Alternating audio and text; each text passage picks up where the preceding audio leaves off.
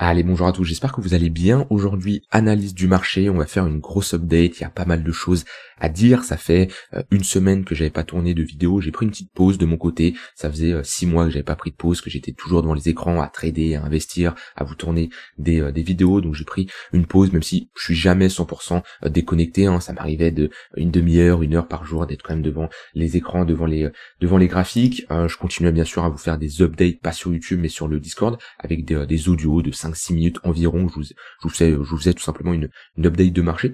Donc n'hésitez pas d'ailleurs à rejoindre le Discord, hein. Je suis beaucoup plus actif que sur YouTube, même si je suis très actif sur YouTube. Chaque jour je fais une vidéo, mais sur Discord je suis clairement plus actif. Maintenant voilà, on est de retour, c'est parti pour retrader quotidiennement les cryptos, pour investir, pour vous faire des updates chaque jour, des vidéos, hein. Ça fait 2 ans et demi, ça va faire 3 ans dans quelques mois que je fais une vidéo par jour, hein. Après quelques pauses comme ça, j'ai dû prendre en 3 ans 2-3 pauses de une semaine seulement. Donc voilà, c'est reparti. Il y a pas mal de choses à dire. On a eu quand même une semaine assez mouvementée, avec un discours de Jérôme Powell, les annonces sur le PCE, on a les annonces sur le PIB, on a eu décision des taux d'intérêt. Donc ouais, une semaine assez mouvementée. Mon but c'est pas vous faire la météo de la veille, de vous dire il s'est passé ci, il s'est passé ça, parce que je pense que vous l'avez déjà vu sur différents réseaux sociaux, sur internet ou pas. Et mon but c'est pas de vous dire ce qu'il aurait fallu faire les semaines d'avant. C'est toujours simple après de dire ah mais si, etc. Mon but c'est vraiment d'être dans le concret et de voir qu'est-ce qu'il faut faire actuellement, qu'est-ce que je fais, qu'est-ce que j'envisage pour la suite. On va commencer avec la clôture mensuelle. Clôture mensuelle qui a eu lieu du coup il y a quelques jours. C'est une clôture mensuelle qui nous montre qu'on est toujours dans une phase d'indécision, hein, vu qu'on est toujours bloqué entre l'extrémité haute de notre précédente clôture mensuelle et l'extrémité basse. Et ce qui est intéressant, c'est que dans la même clôture, donc dans le même mois, on a une déviation à la baisse, une déviation à la hausse. Donc on a une prise de liquidité des deux côtés, ce qui nous témoigne tout simplement une indécision de marché, avec une grosse borne basse au niveau des 90 000 $ et une grosse borne haute au niveau des 108 000 $. Donc là c'est si on prend un range un peu plus long terme. Moi personnellement sur du court terme, les niveaux que je surveille, le niveau des 106 000 $, c'est un niveau que je vous ai pas mal parlé déjà dans la dernière update il y a une semaine sur YouTube, également sur le Discord. Et ensuite on a des niveaux intermédiaires, 101 500 $, 98 500 $ et la borne basse des 90 000 $. Donc pour moi on est toujours comme ça dans cette phase de latéralisation, mais honnêtement j'aime pas trop ce qu'on est en train de faire sur le Bitcoin, le fait de perdre les 101 500 $. Et pour moi on est potentiellement dans une phase de capitulation. Ce qu'il faut comprendre, c'est que sur du long terme, les phases de capitulation, il se passe en 2 temps. On a une phase de capitulation par le prix, d'accord, sur l'évolution du prix, et également sur le temps. Et ces 2 phases de capitulation qui sont totalement différentes. Par exemple, si on prend le bear market de 2022, jusqu'à l'année 2022 globalement, on a ici une capitulation par le prix. C'est-à-dire que globalement, le marché en 1 an a perdu ici moins 75%. Ça, c'est une capitulation par le prix. Capitulation par le temps, ça va être ce genre de phase. Ici, où il se passe pas grand chose. Ici, ce petit genre de phase. On peut avoir des capitulations beaucoup plus court terme, hein, comme le crash de FTX, ce genre de phase, hein, mais ça, c'est une capitulation par le temps, où pendant à peu près 2 mois, on est dans un range avec une très faible volatilité de 5-10%, et ça dégoûte les investisseurs. C'est très dur mentalement à supporter. Par exemple, si je prends ici le range qui a commencé de mars et qui s'est résolu en novembre, on a passé quand même énormément de mois. Là, on est sur à peu près 8 mois de tête comme ça, ce qui est quand même assez énorme. On a eu ici une capitulation par le temps. C'est-à-dire que les gens n'en pouvaient plus, et il y avait limite à l'intérieur une petite capitulation par le prix, avec ici des prises de l'eau, des réintégrations,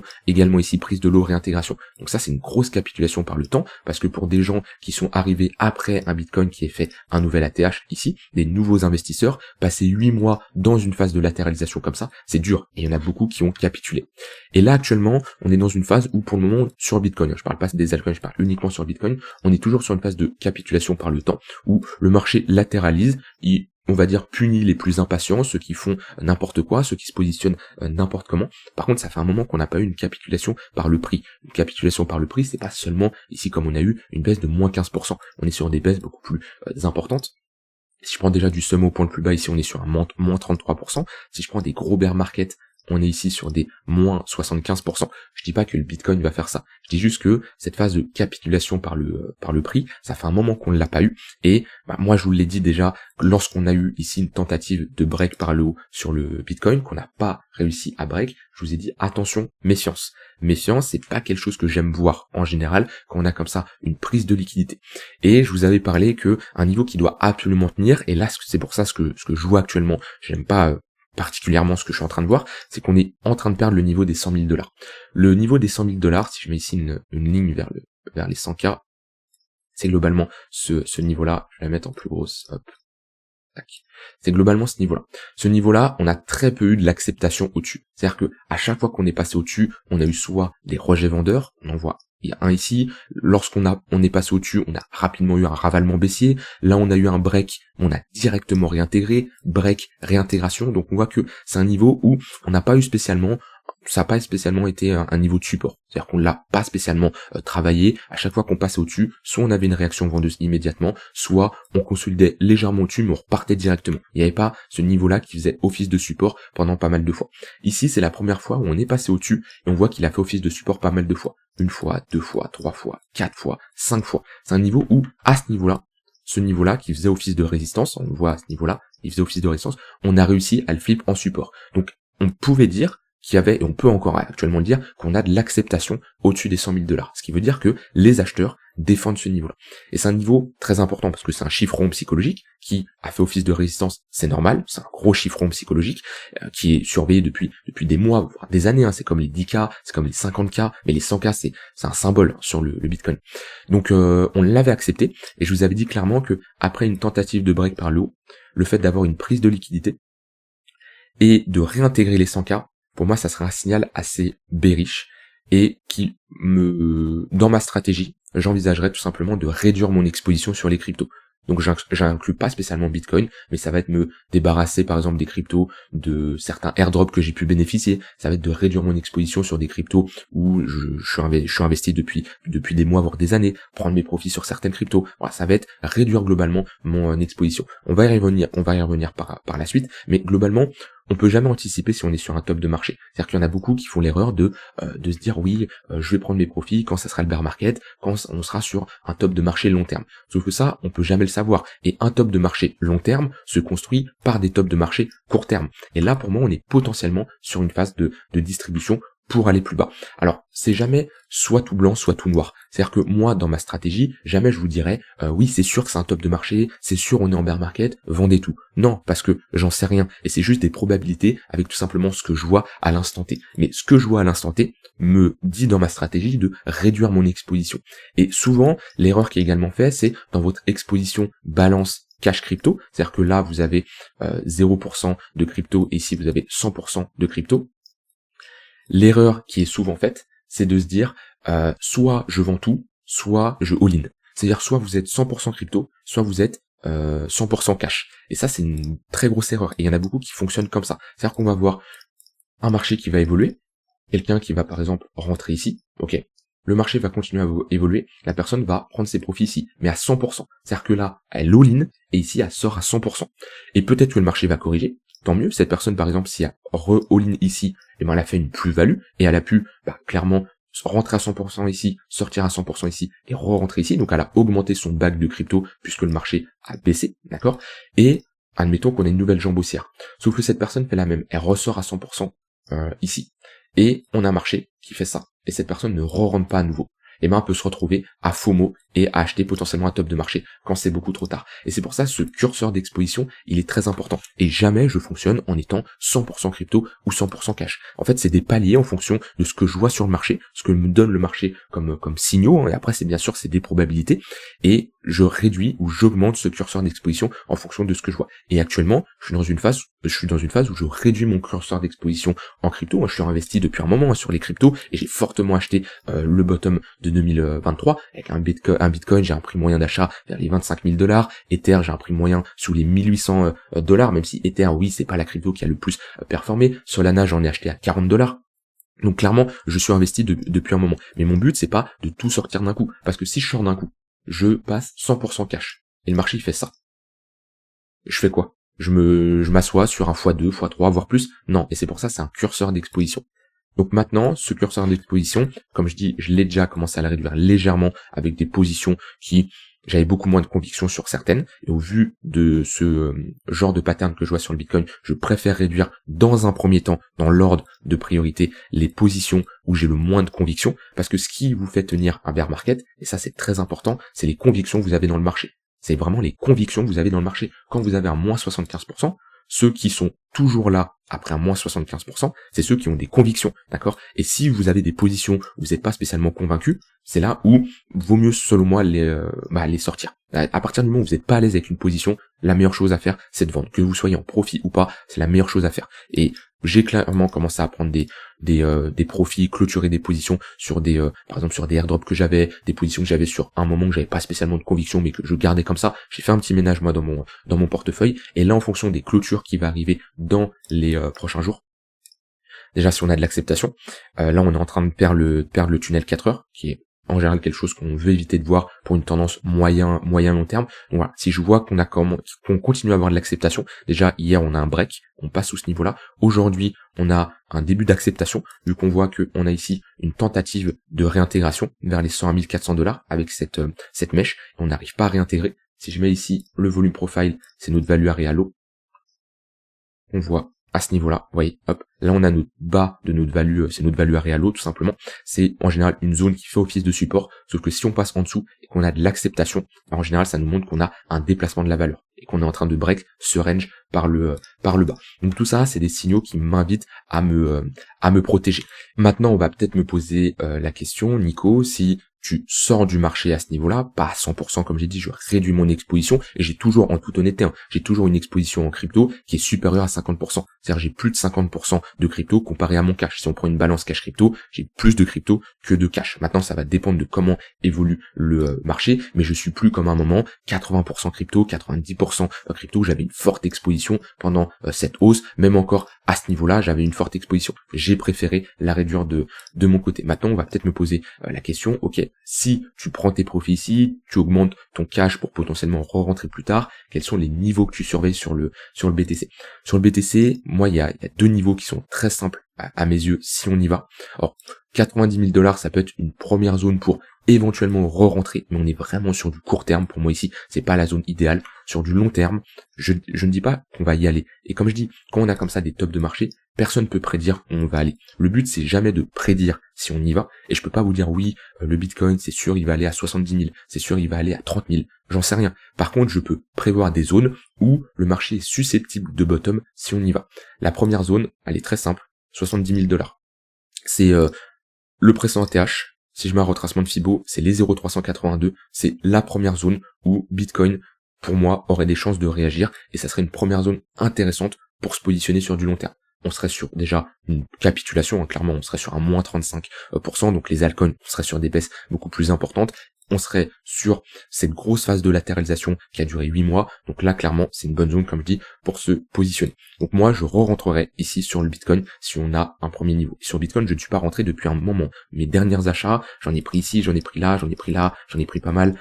Mes derniers achats, ça doit remonter à septembre 2023. Donc je re-rentrerai pour la première fois sur le Bitcoin au niveau des 0,382, ici, qui est une bonne zone d'achat. Moi, ça m'intéresse pas de me positionner sur le Bitcoin ici à 99 000. La charte, elle est trop verticale. C'est beaucoup trop tôt. Si on continue, tant mieux. Je continuerai à prendre mes profits sur la montée, mais je peux pas me positionner sur une charte qui est autant verticale. Donc ça, c'est le premier niveau. Deuxième niveau, on aura les 0,618 au niveau des 51 000 $. Ça serait une très bonne zone, clairement, si on y revient. J'ai du mal à voir un Bitcoin s'installer sous les 40 000, 50 000 $. Pour moi, déjà, le marché est cyclique, on continue à faire des creux et sommets de plus en plus haut, mais là en général Bitcoin a très rarement été sous sa zone de rechargement long terme, donc sous cette zone-là. Ici on a le coût de production du Bitcoin qui est globalement vers les 44 000 $. On a eu ici le listing des ETF, donc on a également un niveau important, chiffron psychologique des 50 000 $. Pour moi ici voilà, si je dois dire deux zones sur le Bitcoin où je me positionnerai clairement sur du long terme, c'est-à-dire que j'ai du cash qui est prêt à être déployé sur ces deux niveaux, et ben voilà, ils sont là, 70 000 $ et 50 000 $. Et d'un point de vue conviction personnelle, j'ai du mal à voir un Bitcoin qui retourne chercher 30, 25 000 $. Ça serait pas bon pour l'écosystème. Honnêtement, ça serait vraiment pas bon pour l'écosystème, surtout qu'on a hop, un coût de production du Bitcoin qui est vers les 40 000 $. Le prix plancher 40 000 $. Donc on peut y aller, mais passer vraiment sous ce niveau-là, ça serait vraiment pas bon pour la santé du réseau, pour l'écosystème de manière globale. Donc voilà, là-dessus vous avez globalement tout mon plan sur Bitcoin sur du long terme. Maintenant, voilà, on est sur un niveau important. Déjà, c'est des niveaux que j'ai parlé depuis des mois, des années. À quel moment j'en ai parlé? Deux points très importants. Un, c'est un chiffron psychologique. Deux, c'est les 1,18 de Fibo. Donc, quelqu'un qui me dit, admettons, le marché fait ça. Quelqu'un qui me dit, je suis surpris Nico, comment on peut top de marché à ce niveau-là? C'est impossible. Moi, les données que j'ai devant les yeux me disent que non, c'est pas impossible. On est sur un chiffron psychologique, on est sur des retracements, enfin des extensions de Fibonacci, en prenant ce sommet-là et ce creux-là. Pour ceux qui regardent mes vidéos depuis 2023-2024, à chaque fois qu'on m'a demandé, oui, si le Bitcoin doit faire un nouvel attach, quels sont des targets réalistes, j'ai donné deux targets, 100 000 $, 120 000 $. Et je vous ai toujours dit, attention à ceux qui vont vous dire 200, 300, 400 000 $. Je dis pas que c'est impossible de y aller, on peut bien sûr y aller, et tout est possible dans le marché crypto, et nous l'a déjà démontré. Par contre, ayez quand même des targets réalistes, et prenez des profits avant d'atteindre ces niveaux assez élevés. Donc voilà, vous avez globalement mon plan sur du long terme. Il y en a qui vont penser, qui vont dire oui ça y est, t'es bearish, parce qu'en général, quand on commence un peu, pas spécialement à être bearish, mais à être prudent sur les marchés. Et moi, tant qu'on se maintenait au-dessus des 101 500 $, j'ai toujours dit que j'étais bullish, mais si on commençait à repasser en dessous, je me méfiais. De la même manière où ici, j'étais très bullish quand on a break, mais dès qu'on est repassé en dessous, je me suis dit attention, je repasse sur un biais neutre, c'est-à-dire que je vais me méfier et on peut rentrer dans une grosse phase de consolidation où il se passe pas grand-chose. Et on a eu cette phase de consolidation qui m'a permis de réduire quand même mon exposition, me méfier et être beaucoup plus prudent que certains qui criaient to the moon, ça y est, c'est reparti, à rentrer avec des effets de levier de ouf et se faire liquider dans tous les sens. Non, c'est un marathon, pas un sprint. Le but c'est pas de, comme certains, ils veulent devenir riches du jour au lendemain. Non, il y a une vision long terme et crois-moi, vous dépasserez ceux qui ont une vision court terme.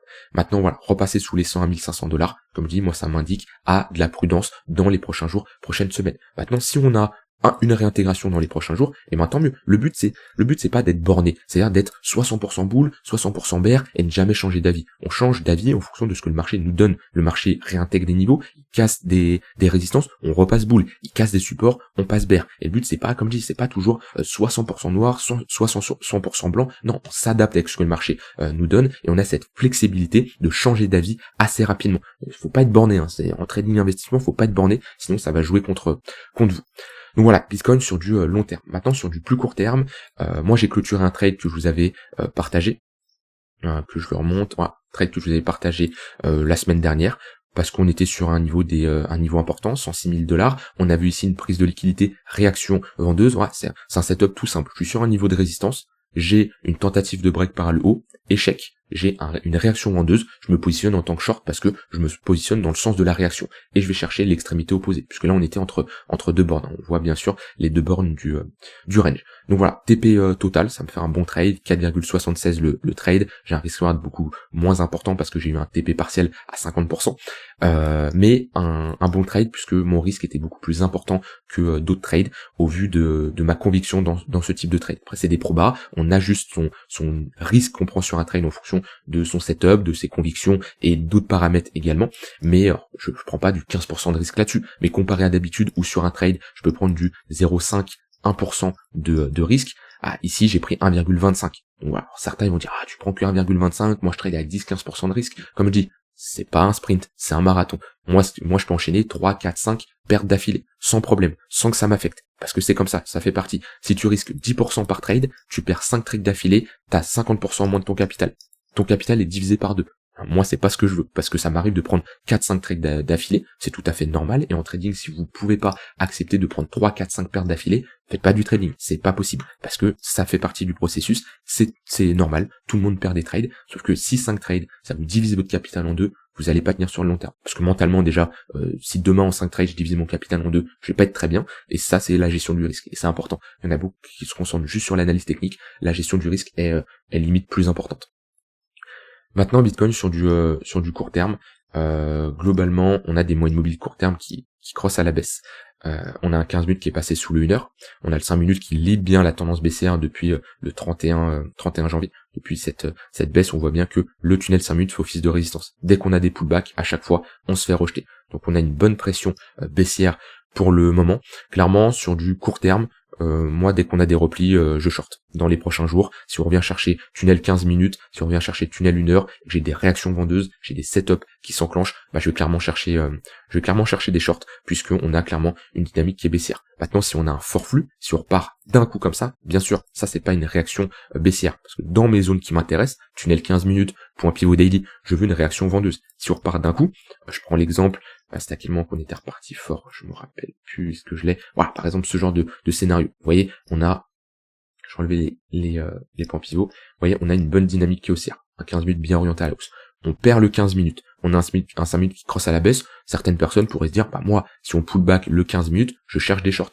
Parce qu'on est sur un niveau de résistance, voilà, ça peut être intéressant. Sauf que quand on a un prix qui fait bam, on va pas chercher un short ici, on n'a aucune réaction vendeuse, on n'a pas de signaux de retournement. Ça c'est bien d'avoir une zone de localisation intéressante, mais après il faut la réaction vendeuse qui va avec, faut la pattern, faut la structure qui nous montre que, ok, ta zone elle est pertinente, et en plus t'as une réaction vendeuse. C'est une double confirmation intéressante. Donc voilà, en tout cas moi sur du court terme, ici, les pullbacks, 5 minutes, 15 minutes, 1 heure, sont des opportunités pour prendre des shorts.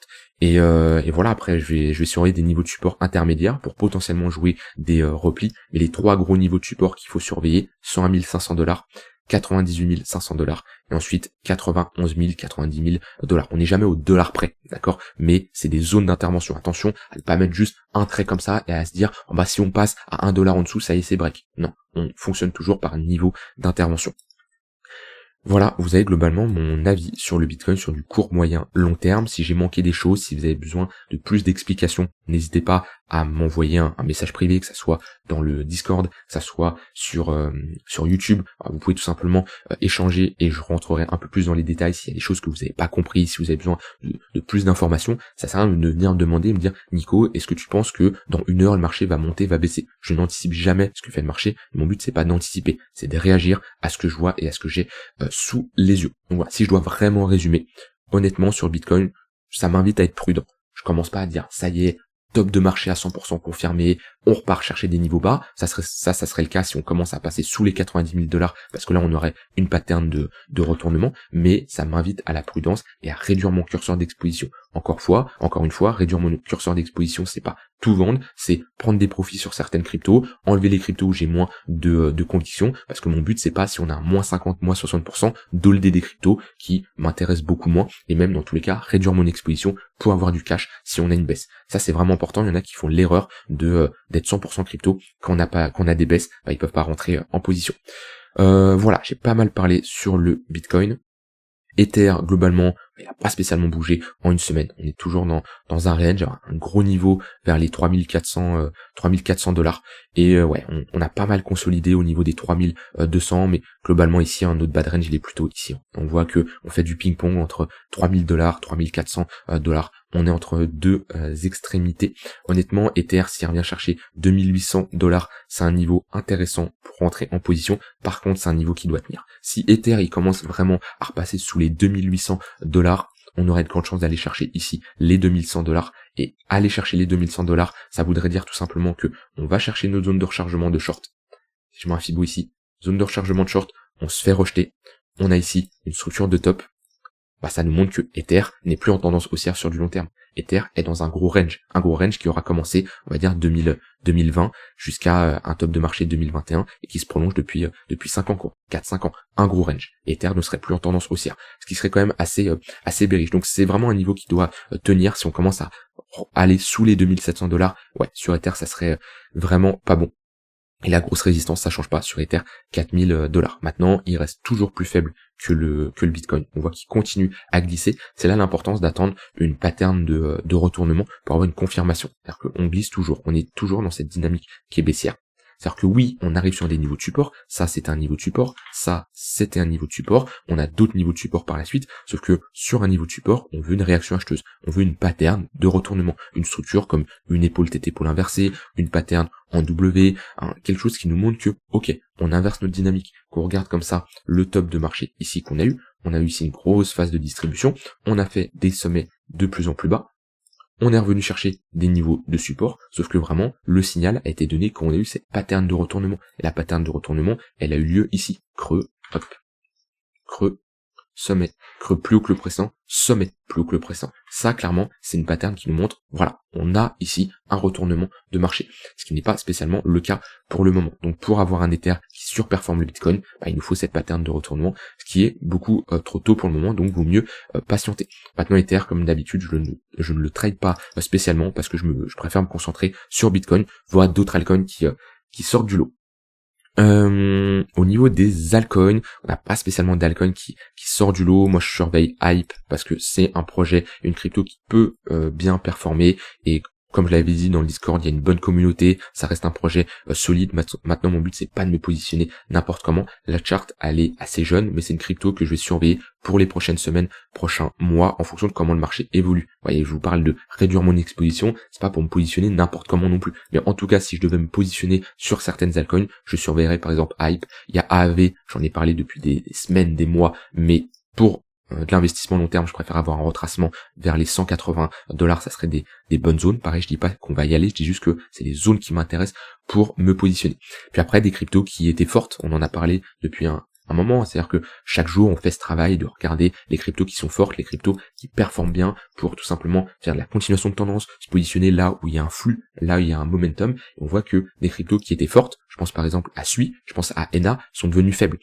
Ils sont devenus faibles, et on voit que souvent c'est les mêmes patterns qui se répètent, c'est-à-dire qu'on a une crypto qui est forte, qui fait des creux et des sommets de plus en plus haut, et en plus SUI, je vous en avais parlé, la semaine dernière, ou peut-être il y a 10 jours, je vous avais dit attention, SUI était forte, elle passe faible, et j'utilise simplement des moyennes mobiles. On voit bien ici notre tendance haussière, qui est matérialisée par un 1 heure, qui est au-dessus du 4 heures, et un 4 heures, qui est bien orienté à la hausse. Les pullbacks sont rachetés. À chaque fois qu'on pullback le 4 heures, on a une réaction acheteuse.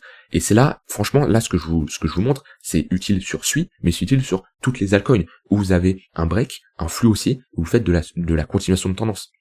Et ça, si vous maîtrisez ça, ça va vous permettre pas d'avoir le top de marché parfait, mais de simplement réduire son exposition, ou au moins arrêter d'acheter une crypto forte parce qu'elle passe faible. Et à quel moment elle passe faible? Eh ben, elle passe faible tout simplement quand on commence à ne plus tenir le 4 heures, quand on a 1 heure qui break à la baisse le 4 heures, on voit qu'en plus le 1 heure fait office de résistance. C'est-à-dire dès qu'on revient à l'intérieur, eh ben on se fait rejeter. Et là on a des moyennes mobiles qui sont orientées à la baisse. Alors on a un niveau intéressant vers les $3 bien entendu, mais le but c'est pas de se dire je hold parce que le niveau des $3 c'est un niveau de support. On est quand même sur un moins 40%. Après, si vous pouvez accepter un moins 40% sur votre position et que ça fait partie de vos stratégies, pourquoi pas? Si vous avez de fortes convictions sur SUI, vous dites oui, SUI, c'est le futur, ça va rentrer dans le top 5 coin market cap. Là, je sais même pas, on est combien? On est peut-être top 15. SUI 14. Voilà, si vous dites ça va rentrer dans le top 10, top 5, grosse conviction, pourquoi pas? Ça dépend bien sûr de vos convictions. Mais à moins 40%, à holder, ça reste, après ça dépend bien sûr de votre stratégie. SUI, ENA, pareil. ENA, on l'a travaillé énormément, c'était une bonne charte pour faire de la continuation de tendance. On voit bien, sur du court terme, les tunnels 1 heure, c'était racheté. Quand on breakait le tunnel 1 heure, tunnel 4 heures, c'était également racheté. Mais là, voilà, faut accepter qu'une altcoin forte peut passer faible, et ENA est passé faible. On voit bien déjà avec une pattern de retournement. Je suis d'un point de vue action du prix, on a ici une structure de top, avec des creux et des sommets de plus en plus bas, qu'on va mieux voir en daily. Donc tout simplement, un range qui break par le bas. Classique, hein. Les ranges pressés par les dynamiques haussières ont plus de chances de break par le haut. On voit bien que ici on a notre range, il break par le haut, on a des plus petits ranges, ça break par le haut. Sauf qu'à un moment, une tendance, ça s'épuise. Qu'on a une impulsion, une deuxième, une troisième, une quatrième, une tendance, des fois, et tout le temps, ça passe comme ça, on a une tendance haussière, on passe par un range, et on a une tendance baissière. Et le marché est toujours cyclique de cette manière. Ce qu'il faut, c'est ne pas holder une crypto quand elle passe dans une dynamique qui est baissière. Et qu'on commence ici à break le niveau des 90 centimes de dollars, qu'on break, qu'on réintègre légèrement, mais qu'on n'arrive pas à pousser plus haut, et surtout quand je mets des moyennes mobiles, et qu'on a un 1 heure orienté à la hausse, un 4 heures orienté à la hausse, avec un 1 heure qui passe à la baisse, un 4 heures qui fait office de résistance, on le voit bien ici, ça nous montre, attention, prudence, on est potentiellement en train de se retourner. Et là, on a un 1 heure qui est orienté à la baisse. Donc ça, ce que je vous montre, alors là, comme je dis, ça c'est météo de la veille, ça c'est toujours simple de dire oui, c'est passé ci, c'est passé ça, mais c'est pas pour vous montrer ce que vous aurez dû faire, c'est pour vous montrer ce que vous pouvez faire par la suite. Et ce genre d'exemple, ENA, SUI, en plus SUI, j'en ai parlé en temps réel en vous disant, à ce niveau-là, attention, c'est une crypto qui est faible, faut s'en méfier. Ça, c'est un cas concret de ce que vous pouvez utiliser par la suite lorsque vous tradez les cryptos. Et pour les prochaines cryptos que vous allez trader, si vous avez comme ça un flux haussier, qu'on commence à avoir des moyennes mobiles qui crossent à la baisse et un momentum qui est beaucoup plus faible, tout marche. Il n'y a pas d'indicateur, d'indicateur miracle. Je peux mettre ici un MACD. Qu'est-ce qu'on voyait? Des divergences baissières. Alors il y en a qui vont dire, j'aime pas le MACD. Très bien, on prend le RSI. hop, le RSI, voilà, on voit bien que on a des divergences baissières. Donc, en fait, ce qu'il faut comprendre, c'est que quand on a des affaiblissements, que ce soit via l'action du prix, via des indicateurs de momentum, via des moyennes mobiles, faut pas être borné et faut accepter tout simplement de prendre ses profits. Maintenant, au niveau des altcoins, moi personnellement, je vais patienter avant de m'exposer, parce que déjà on a des altcoins que si Bitcoin retrace, les altcoins vont beaucoup plus retracer. Maintenant, si je surveille des altcoins pour me positionner sur du long terme, je vous ai dit AAVE, je vous ai dit Hype, Solana si on retrace pas mal, ça pourrait être intéressant. Solana, voilà, on a eu cette prise de liquidité au niveau de la TH, on a été chercher l'extension de ce range là entre les 118 100% d'extension. Pareil, voilà, c'est des extensions qui nous indiquent tout simplement, attention, on peut potentiellement se retourner. Maintenant, Solana, pareil, trace un Fibo, 0,382 au niveau des 180 $, c'est une bonne zone. Après, sinon, 0,118 au niveau des 115, c'est également une bonne zone d'intervention. Dans tous les cas, pour du très long terme, la meilleure chose que je peux vous recommander, prenez une charte, vous prenez votre Fibonacci, vous prenez creux le plus bas, sommet le plus haut, et vous surveillez les niveaux. Alors déjà, sur les altcoins, les 0,382, vous pouvez les oublier. En tout cas, les altcoins, à la limite, les altcoins top market cap, les 10 premières de coin market cap, ça peut être des niveaux intéressants, mais pour des faibles altcoins, on va beaucoup plus bas. BTC, Ether et les top market cap, 0,382, 0,618, c'est des bonnes zones. Après, pour ce qui est les altcoins, surveillez 0,786, 0,886, parce que de manière générale, on retrace beaucoup plus bas. Voilà, je vais m'arrêter là, je vais pas spécialement analyser des altcoins une par une, je ferai ça dans les dernières vidéos, mais là le plus important c'était vraiment de faire une grosse revue sur Bitcoin, Ether et le marché de manière générale. On a également un marché US qui est pas spécialement en train de se retourner, mais sur des niveaux de résistance. On le voit bien sur le SP500, on le voit bien sur le Nasdaq. On est dans une phase de latéralisation, c'est pas pour ça que c'est la fin, et comme je dis, je ne suis pas pessimiste, bearish, ça y est, je crache sur les cryptos, je dis juste que le marché m'indique à être tout simplement prudent. Et si le marché me donne tort et qu'il réintègre, eh ben, tant mieux, parce que déjà, mon portefeuille spot en profitera, et je serai bien sûr content, et surtout, je changerai de biais, et je dirais, clairement, on repasse au-dessus de ce niveau-là, je repasse bearish. Là, pour le moment, je suis tout simplement prudent au vu de cette prise de liquidité, réintégration. Je vous laisse avec ça. D'ailleurs, pour ceux qui ont rejoint le programme Crypto Investor, je tiens à vous informer que je travaille sur un nouveau module. J'avais ajouté le module ici que je le trouve numéro 8, réussir son bull market, pour bien prendre ses profits, bien gérer son curseur d'exposition, et j'en passe. Voilà, vous avez toutes les informations ici. Je suis en train d'ajouter un module, réussir son bear market, qui arrivera sûrement dans les prochaines semaines. Le but, c'est vraiment tout simplement de réussir en bear market, parce qu'il y en a beaucoup qui pensent en bear market, faut juste patienter, et quand il y a le bottom, acheter. Non, il y a des choses intéressantes à faire, il y a moyen de quand même se positionner, il y a moyen, voilà, je vous montrerai, je vous partagerai tout ça dans un cours comme ça, un nouveau module très intéressant. Ceux qui s'intéressent à ce programme, Crypto Investor, c'est le meilleur programme tout simplement pour réussir un bull market, bien gérer un bear market, analyser une crypto de A à Z, construire un portefeuille sur mesure, adapté à ton profil, et j'en passe. Il y a des dizaines, des centaines de personnes qui ont rejoint mes programmes, que ce soit le programme Crypto Investor et le programme Devenir Trader. Ils sont tous satisfaits. Tu peux d'ailleurs rejoindre le Discord et discuter avec eux sans problème. Tu as des témoignages, tu as tout ce qu'il faut. Si tu as des questions, tu peux bien sûr me contacter. Je vous souhaite une très bonne journée. Si vous avez des questions, n'hésitez pas. Et je vous dis à demain pour une prochaine vidéo. Bye bye.